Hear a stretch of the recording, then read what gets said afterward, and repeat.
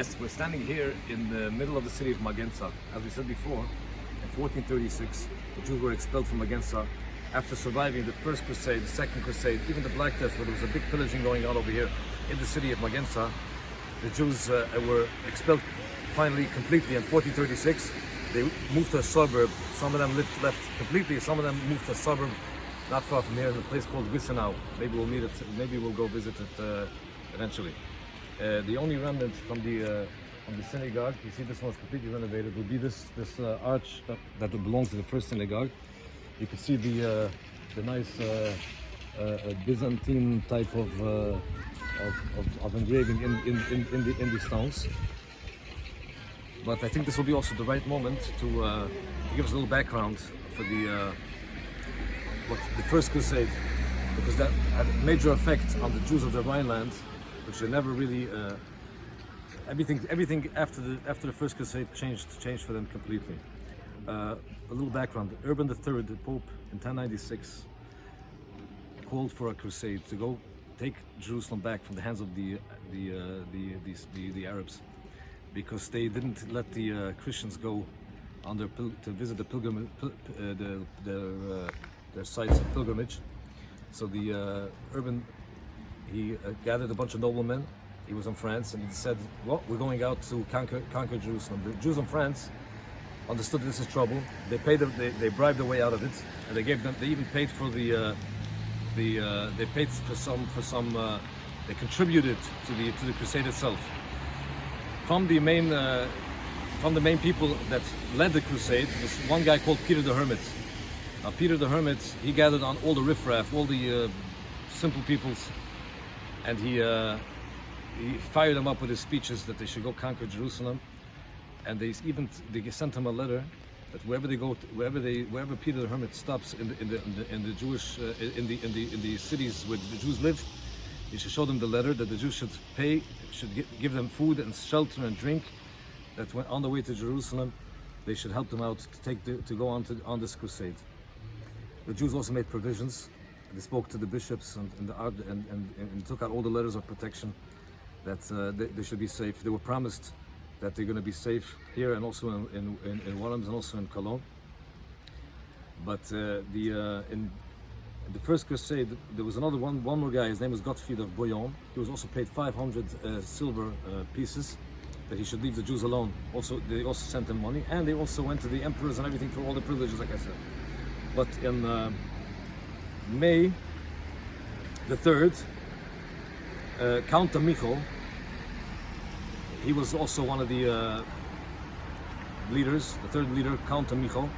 He was a rabid anti-Semite, and he told he was from here, he was a German, and he rallied the people, and he said, why should we go to the infidels in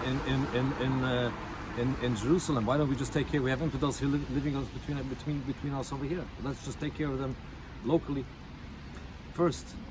And no letters of protection helped.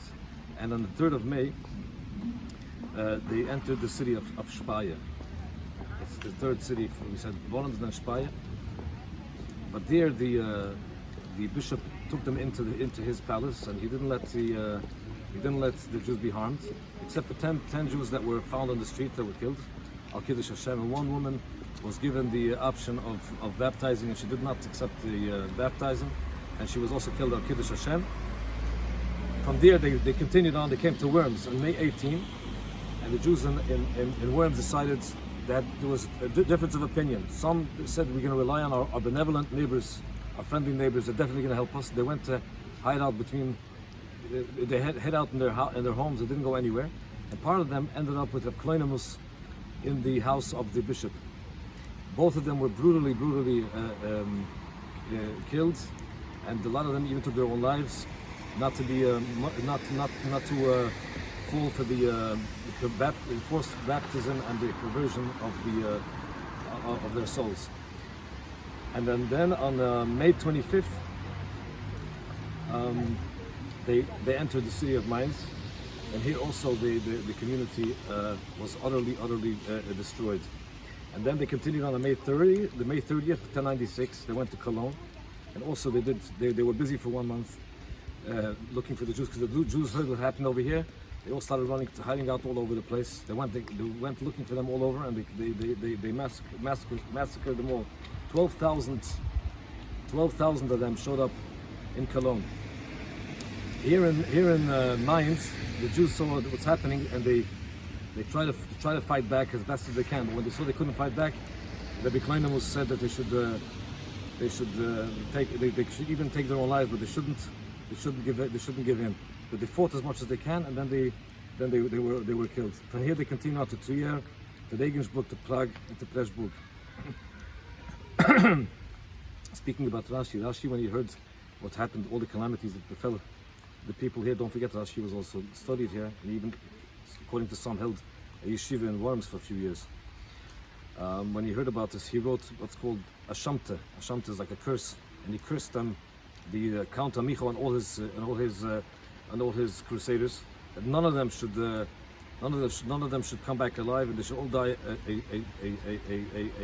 horrible death.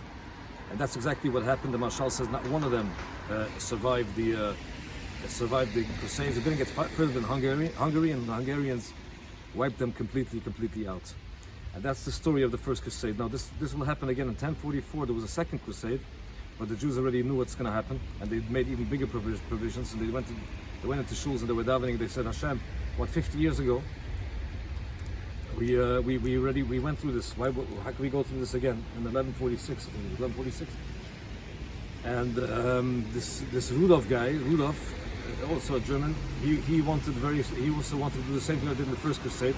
But there was a French nobleman, I forgot his name, who was also from this crusade, and he put a stop to it. So the Second Crusade, the Jews feared much better than they feared in the First Crusade, and so forth. With the Second, the Third Crusade also not. But when it came to the Black Death, then the Jews started having in the 13th century blood libels and libels of desecration of the unholy host. And then the Black Death was also blamed on the Jews. So a lot of Jews suffered completely, very much, especially after the Fourth Lateran Council. Also in 1222 or 1226, there was the Fourth Lateran Council, and a lot of anti-Jewish measures were taken. Jews would have to wear a canonical hat and a yellow round badge that looked like a coin. There was a reason for that. It was like the Judas. The one that the Jews are the ones that sold out the Messiah, and that also brought a lot of anti-Jewish sentiment. And by 1436, the Jews were totally banished from Magenza, only allowed to come back later when the French came here in the late 1700s.